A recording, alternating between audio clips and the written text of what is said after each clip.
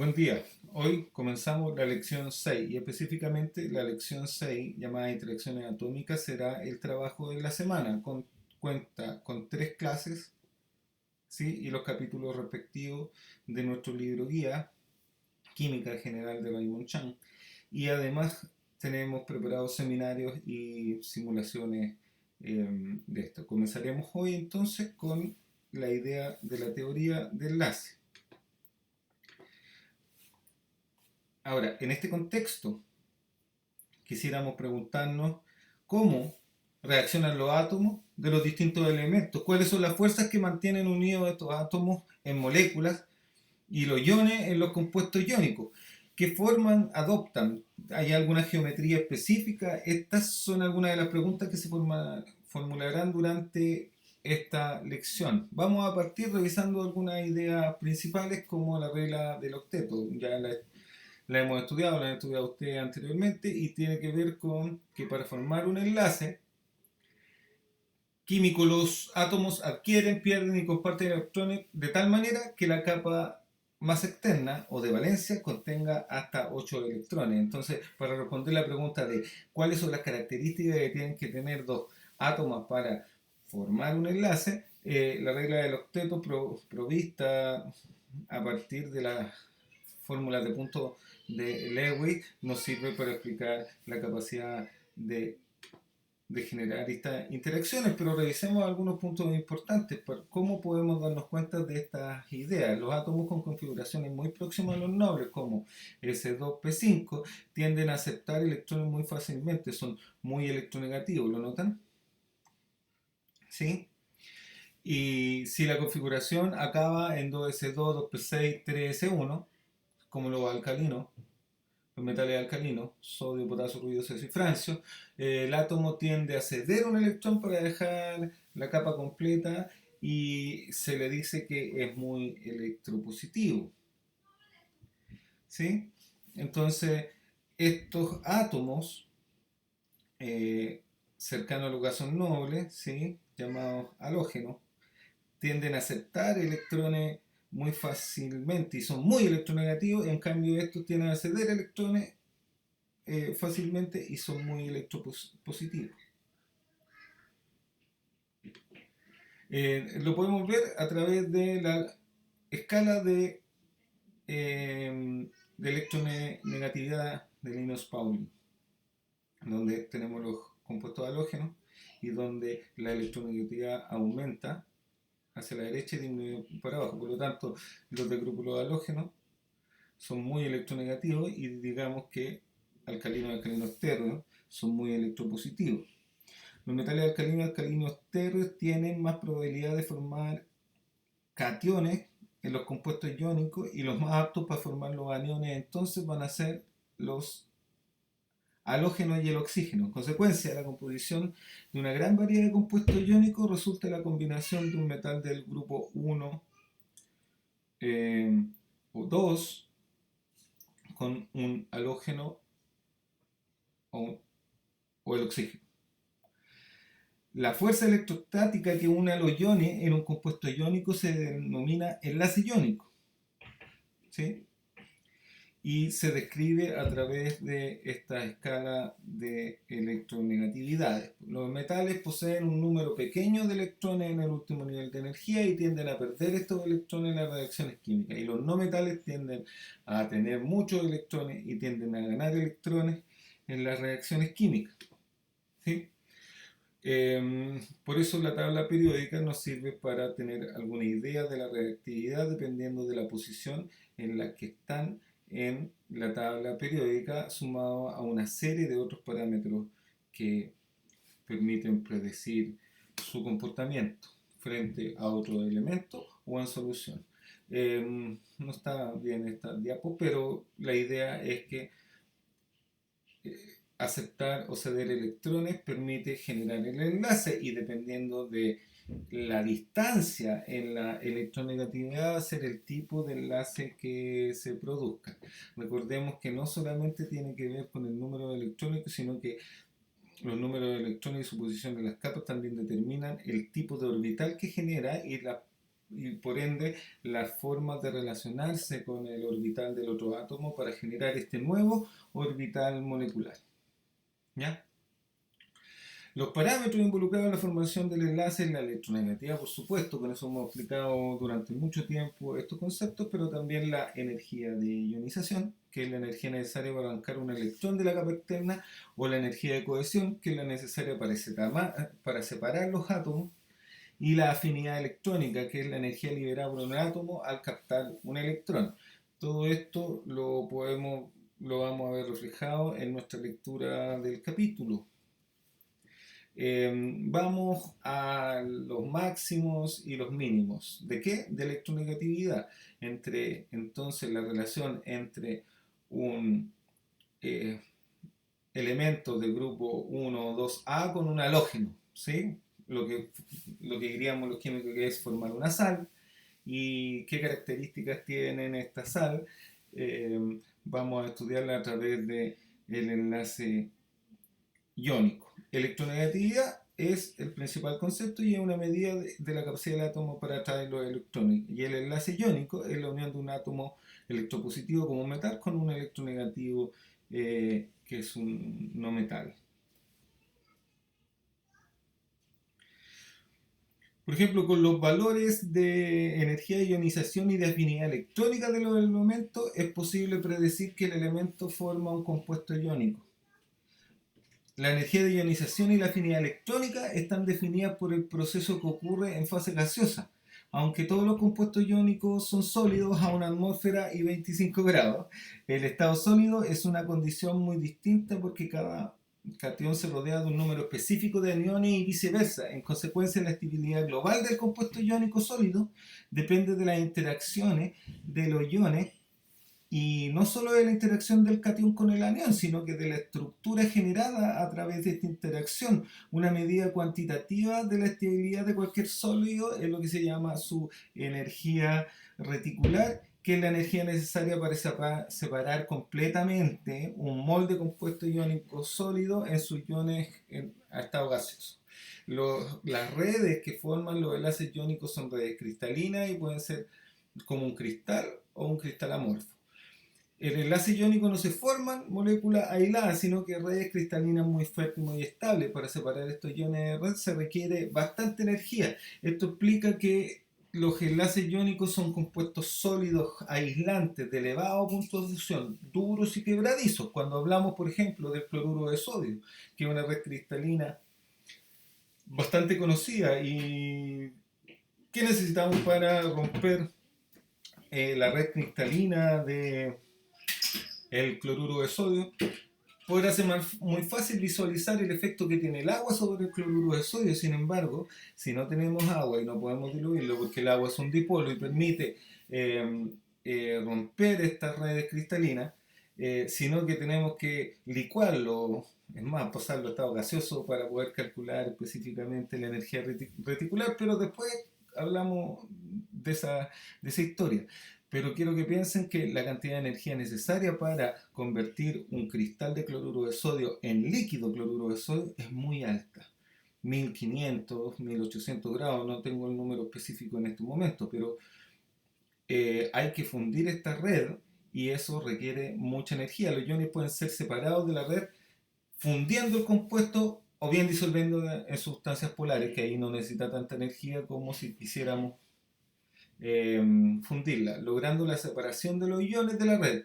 Y por ese motivo estos compuestos en disolución acuosa tienen cationes y aniones, y por lo tanto, como tienen cationes y aniones y frente a una diferencia potencial los cationes van hacia el cátodo y los aniones van hacia el ánodo, eh, eh, conducen la corriente eléctrica.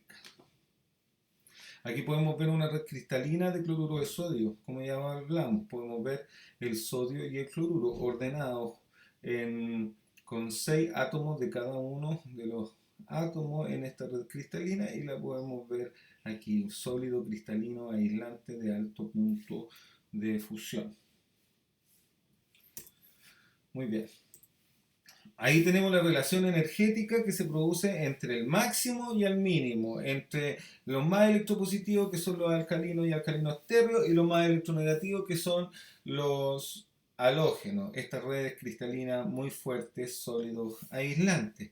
Pero ¿qué pasa entre la relación entre los metales? ¿Tenemos alguna idea de esa relación? El próximo enlace que veremos es el enlace metálico, una exquisitez intelectual para los que les interesa cómo se transfiere la energía cinética en energía potencial. Vamos a seguir eh, teniendo esta idea durante el curso, pero podemos ver esta representación del enlace metálico en esta figura donde tenemos un cobre más 2, los núcleos de cobre más 2 que tienen estos electrones que parece que se mueven entre los núcleos, ¿sí?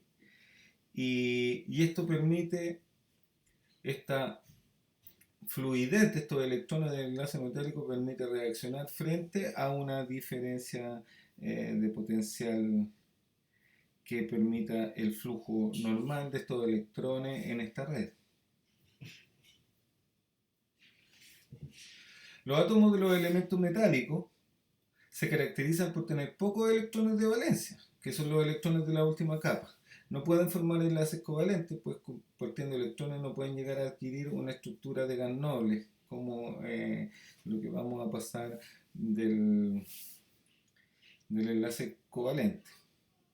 La estabilidad la consiguen generando una nube electrónica común que rodea los iones dispuestos ordenadamente formando un cristal metálico, y esta nube electrónica es móvil.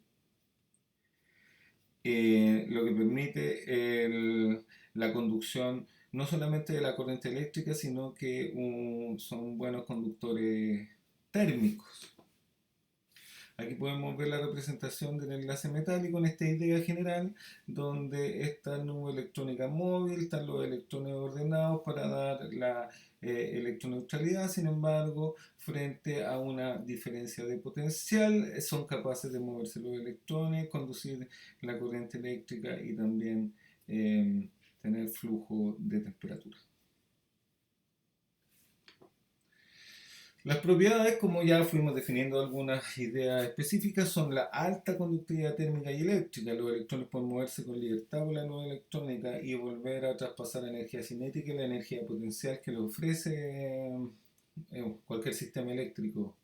Son dúctiles y maleables, son fáciles de hilar, hacer cables y generar láminas. Su deformación no implica una ruptura de los enlaces ni la aproximación de iones de igual carga como ocurriría con los compuestos iónicos, por ejemplo. Los puntos de fusión son altos, pero no tanto como las del enlace iónico, y la estabilidad de la red positiva circundada por esta nube electrónica que lo cubre todo. Son difícilmente solubles en cualquier disolvente. Y son los que son constituyentes de todos nuestros aparatos electrónicos, que se alimentan de una diferencia de potencial dada por lo que nos ofrece la red eléctrica o una batería, ¿sí? También podrían ser generados diferencias de potencial que muevan electrones a través de campos magnéticos según la idea de Tesla. Hemos conversado de eso y seguiremos utilizando ese concepto. El siguiente enlace, que es importante para nosotros, vimos ya ideas del enlace iónico, alguna idea del enlace metálico y nuestra vedette del enlace covalente, que va a explicar, por supuesto, todas las uniones de los átomos de carbono, por ejemplo, en las moléculas orgánicas. La definición de molécula o compuesto remonta al siglo XVII, como en el primer tratado de química del Lavoisier, pero no fue sino a principios del siglo XX que los químicos empezaron a comprender cómo se forman las moléculas. El primer avance importante lo dio en esta configuración, al permitir los gráficos, el doctor Lewis a través de su fórmula de puntos, donde describe la formación de las moléculas partiendo con los compuestos, los gaseosos, biatómicos, gases diatómicos, ¿sí? Como el hidrógeno, el oxígeno, el nitrógeno. Este tipo de apareamiento de los electrones recibe el nombre de enlace covalente, y un enlace covalente entre dos comparte dos electrones que son compartidos por el mismo átomo. Los compuestos covalentes son aquellos que solo tienen enlaces covalentes. ¿Cuál es la idea? En que dos átomos con electronegatividad elevada y no muy diferente, no metales por ejemplo, como el carbono, y comparten electrones con el objetivo de acercarse a una configuración 2sp6, que es la configuración del gas noble. Los electrones que forman el enlace tienden a estar localizados entre los dos átomos. Esto se representa así con una línea, siendo este vértice y este vértice un átomo de carbono.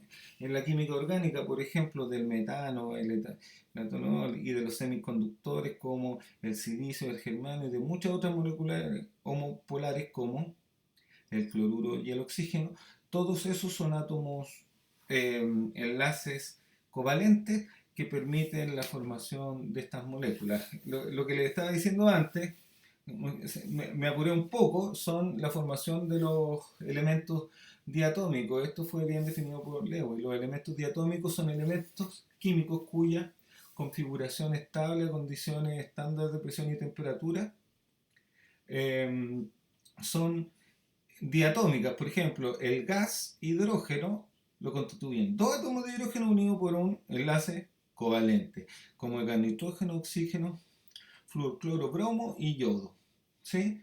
Y estas forman moléculas diatómicas homonucleares porque son del mismo compuesto atómico.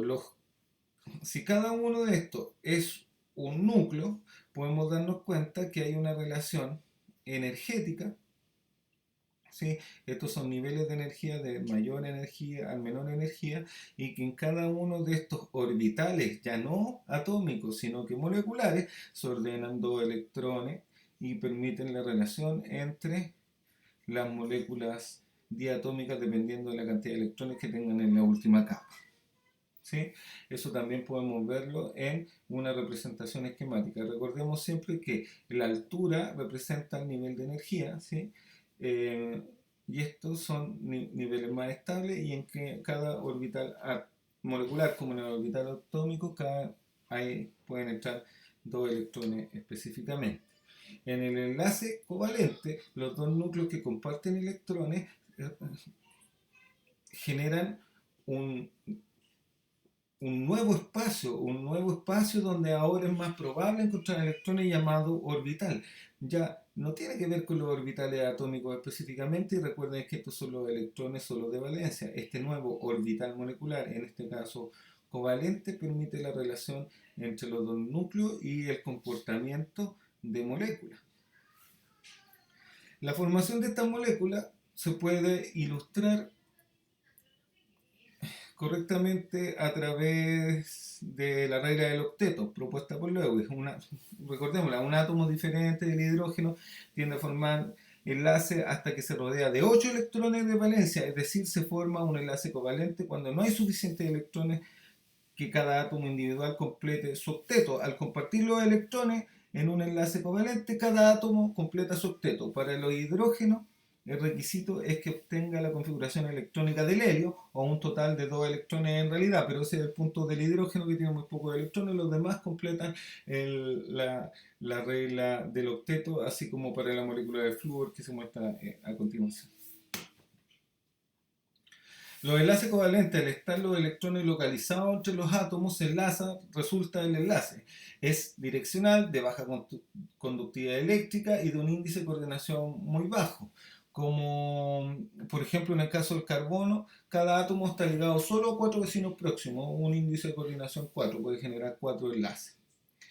Esto genera una estructura de un confinamiento bajo comparado con la iónica y metálica, donde cada ion suele estar ligado o rodeado de 6 a 12 vecinos próximos. Por ejemplo, en cloruro de sodio el número de coordinación es 6, por lo tanto, en la red cristalina, cada cloruro de sodio le rodean, a cada sodio le rodean 6 cloruros, y a cada cloruro le rodean 6 átomos de sodio.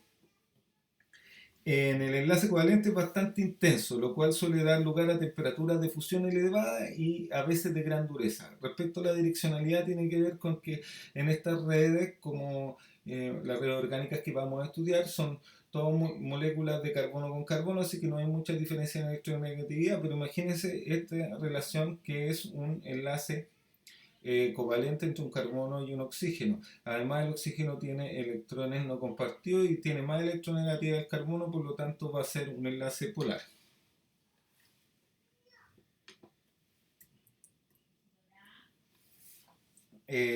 Vamos a tratar de mirar algunas configuraciones geométricas que se producen a través de los enlaces y eso lo haremos en la siguiente clase. Muchas gracias.